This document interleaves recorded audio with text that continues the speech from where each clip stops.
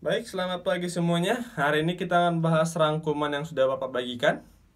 Ya, kita bahas dari KD 3.2. Nah, nada merupakan bunyi yang beraturan serta memiliki tinggi dan rendah yang berbeda-beda, ya.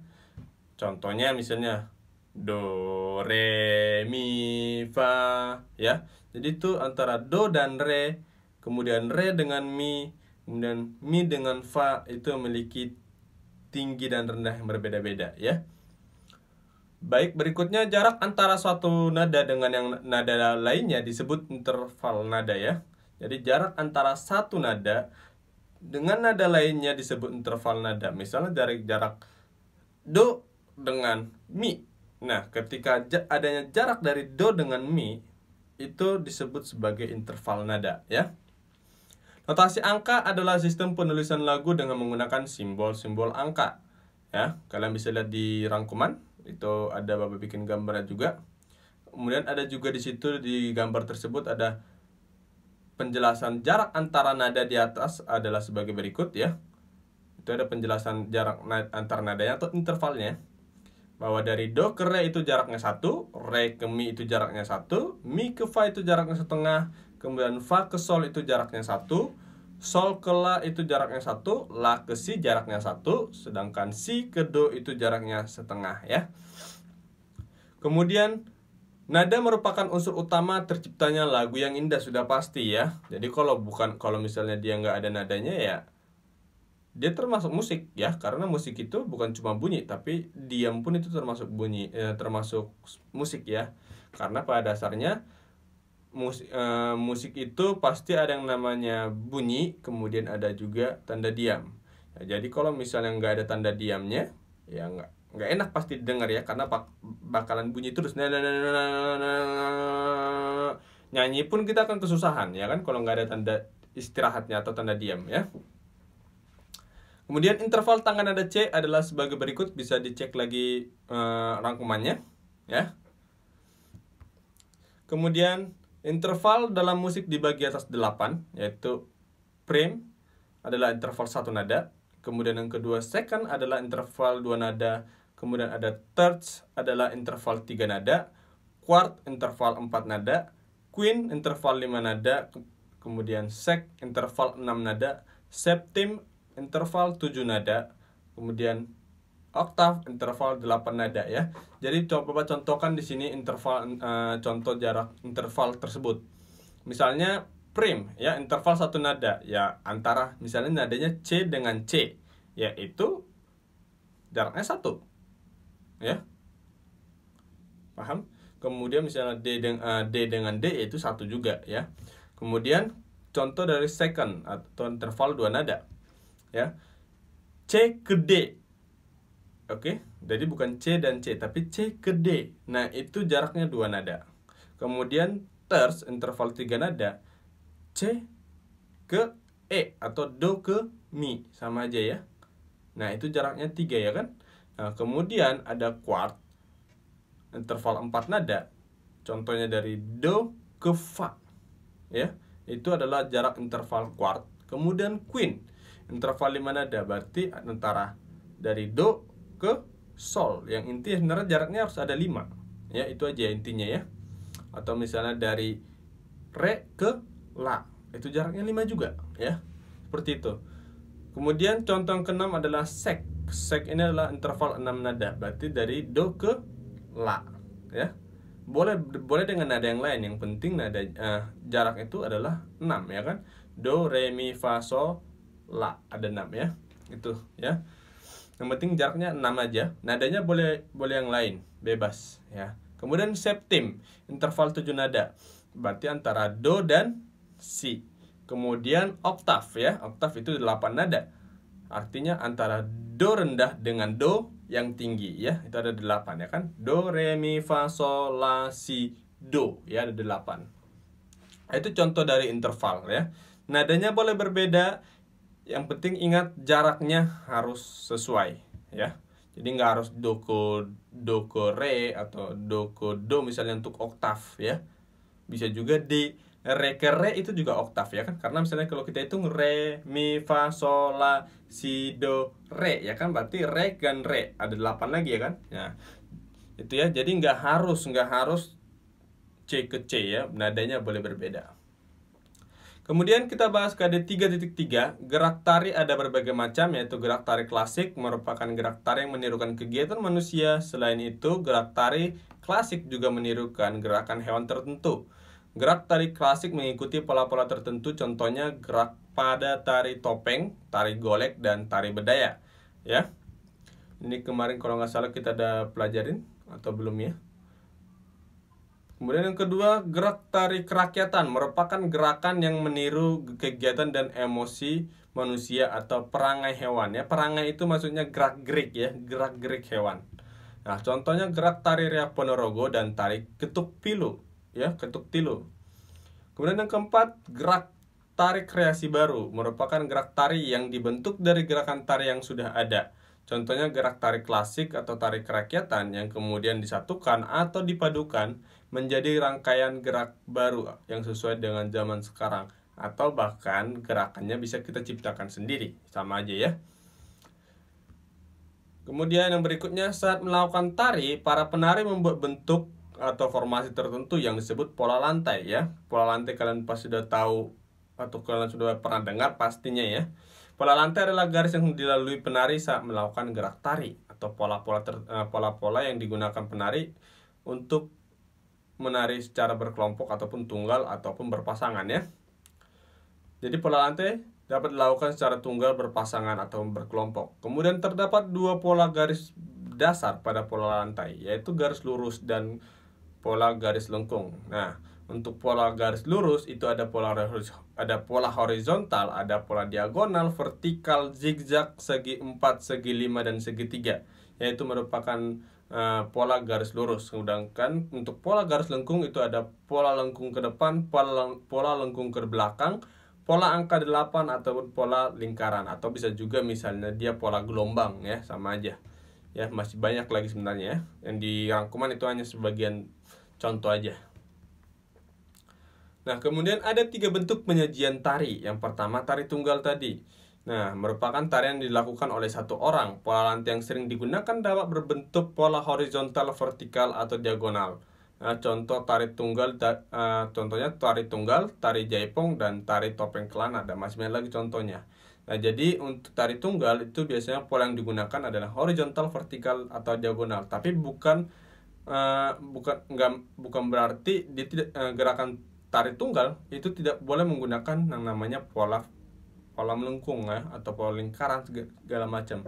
Nah, boleh-boleh saja, tapi pada umumnya biasanya digunakan adalah horizontal, vertikal, atau diagonal ya. Kemudian yang kedua, tari berpasangan merupakan tari yang dilakukan oleh 2 orang penari. Tari berpasangan dapat dilakukan oleh banyak penari secara berpasang-pasangan ya. Jadi boleh banyak penari asalkan berpasang-pasangan ya, itu. Pola lantai yang biasa digunakan itu adalah pola horizontal, vertikal, atau diagonal ya, atau boleh juga yang lain ya, nggak ada masalah sebenarnya ya. Pola lingkaran juga nggak masalah.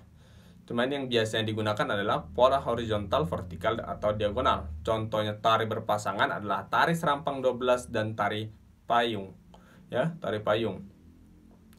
Kemudian yang ketiga, tari berkelompok merupakan tari yang dilakukan secara berkelompok. Pola lantai yang digunakan biasanya pola melingkar, angka 8, atau melengkung. Contoh tari berkelompok adalah tari piring dan tari lego ya. Jadi biasanya memang pada umumnya ketika ada tari yang berkelompok itu biasanya menggunakan pola yang namanya pola lingkaran ya. Itu biasanya. Berikut pola lantai yang digunakan dalam tari piring adalah pola lantai horizontal, pola lantai vertikal, dan pola lantai lingkaran ya. Kalian bisa lihat lagi gambarnya di rangkuman. Kemudian berikutnya, tari merak merupakan tarian daerah yang berasal dari Jawa Barat. Gerakan dalam tari merak termasuk gerak tari klasik. Tari merak biasanya diperagakan secara berkelompok. Properti yang digunakan adalah kostum beserta selendang ya. Jadi pada umumnya paling menonjol itu sebenarnya selendangnya ya. Selendang itu sangat diperlukan dalam menari tarian merak ya. Contohnya ada gambarnya di rangkuman, kalian bisa lihat sendiri nanti. Kemudian kita bahas selanjutnya ke KD 3.4. Karya seni rupa terdiri atas dua, yaitu karya seni 2 dimensi, karya seni 3 dimensi. Ini juga kita kemarin udah belajar ya. Contoh karya seni 2 dimensi adalah kain batik, lukisan, dan masih banyak lagi contohnya.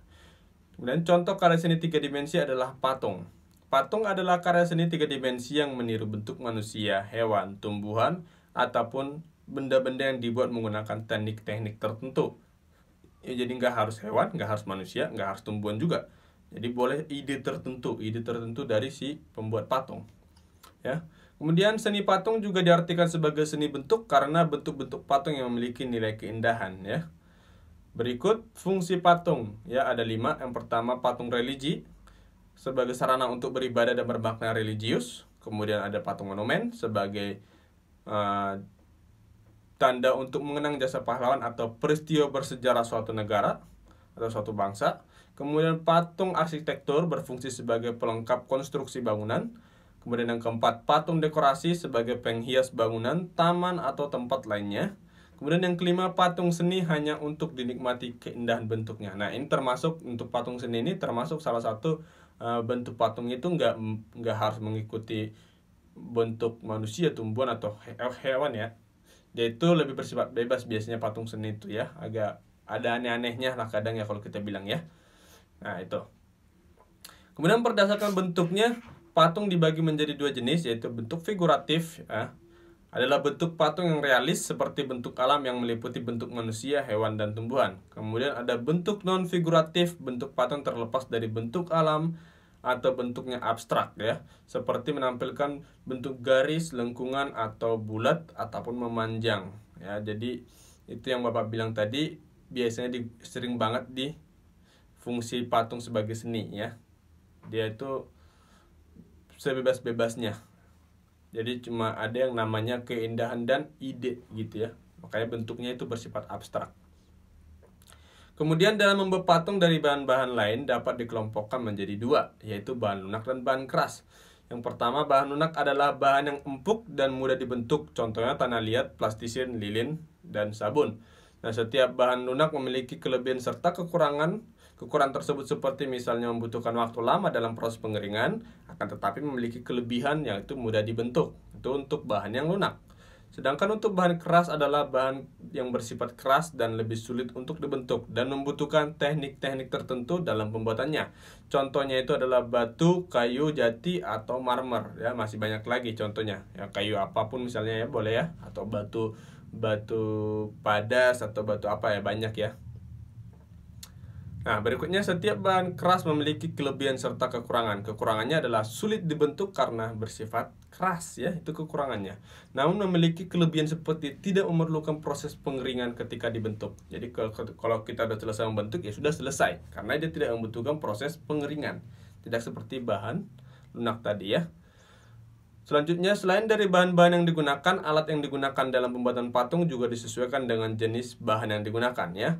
Nah, ada di rangkuman kalian bisa lihat alat untuk membuat patung dari bahan lunak itu ada butsir, meja putar, cetakan. Sedangkan alat untuk membuat patung dari bahan keras itu bisa berupa palu dan pahat ataupun amplas untuk kayu ya. Nah, berikutnya teknik-teknik pembuatan patung dibagi atas 4, yaitu teknik memutsir. Adalah teknik membuat patung dengan cara memijit, menambah, dan mengurangi bahan yang dibentuk. Alat yang dibutuhkan yaitu butsir atau pisau sudip. Ya, bahan yang digunakan tanah liat atau plastisin.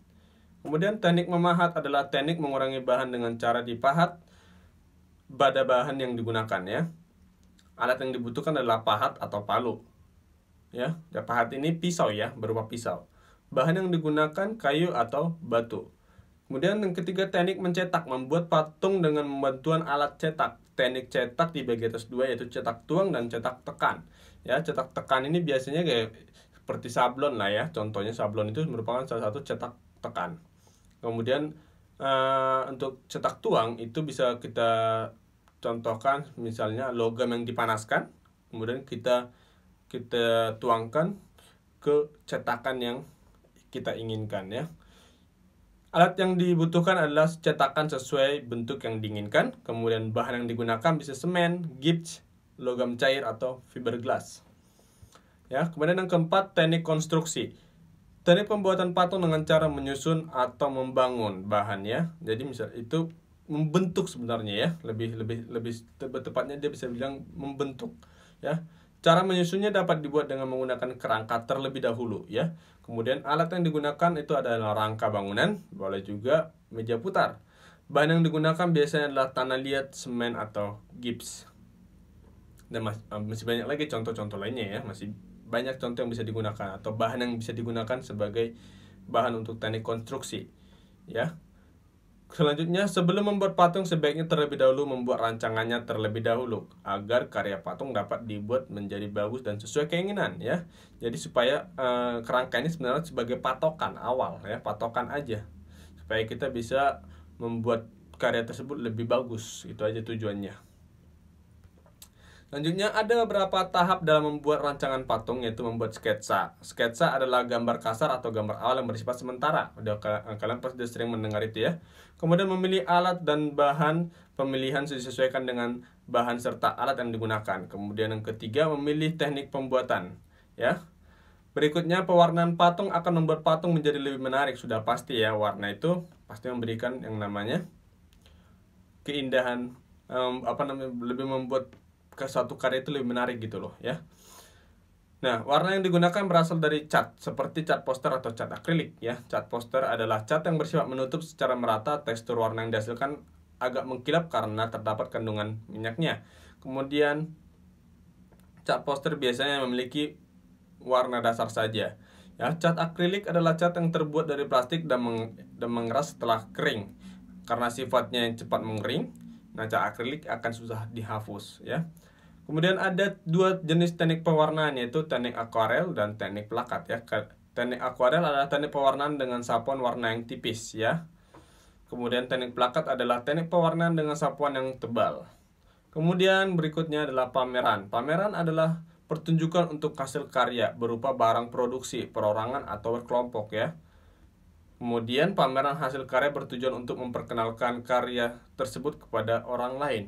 Nah, berikut manfaat adanya pameran. Pameran manfaatnya yang pertama adalah menambah pengetahuan estetika dari sebuah seni, kemudian penyampaian ide, saran atau kritik yang objektif, kemudian yang ketiga adanya persaingan untuk berkarya lebih baik lagi, keempat melatih tanggung jawab dan bekerja sama, dan kelima sebagai bukti informatif ya. Jadi itu manfaat-manfaat untuk adanya pameran. Beberapa tahapan dalam membuat pameran adalah menyiapkan ruangan pameran. Nah, meliputi dekorasi, ya, dekorasi ruangan, ya. Kemudian menyusun meja, kursi serta membuat denah ruangan, ya. Nah, atau misalnya setiap hal lah, pokoknya setiap hal yang berhubungan dengan ruangan itu dipersiapkan. Kemudian yang kedua menyusun hasil karya patung. Nah, ketika kita ingin menyusun hasil karya patung ini dapat dilakukan dengan mengelompokkan karya. Nah, misalnya kita kelompokkan berdasarkan cara pembuatan atau berdasarkan bahan yang digunakan ataupun berdasarkan tema karyanya ya. Jadi harus ada pengelompokannya supaya orang pun dapat lebih mudah menikmati ya. Jadi kalau misalnya kita susun acak ya kan lebih itu kesannya kayak bisa bikin orang bingung, kok di bagian sini itu temanya seperti ini, ternyata di bagian sini masih temanya itu juga itu ya kan ya. Kecuali kalau misalnya di museum ya posisi-posisinya ditentukan ya, posisi-posisi aja. Jadi kalau misalnya kayak di museum itu ya tinggal diletakkan aja untuk menghias atau mengisi tempat itu. Sedangkan kalau misalnya untuk pameran kita harus memikirkan yang namanya posisinya, pengeletakannya di mana, pengelompokannya bagaimana, itu harus kita pikirkan supaya jelas orang bisa tahu itu merupakan karya yang bagaimana ya. Jadi harus jelas, berbeda dengan kayak museum tadi yang Bapak bilang dia itu pasti susunannya acak, nggak masalah ya, yang penting disusun rapi kalau di museum. Kalau untuk pameran dia harus ada dasarnya ya, dasar pengelompokannya. Nah itu kira-kira ya. Jadi ini kalian pahami supaya kalian bisa menjawab soal ujian yang akan datang ya. Kalau misalnya ada yang bingung, kalian boleh nonton video Bapak ataupun kalian boleh japri Bapak ya.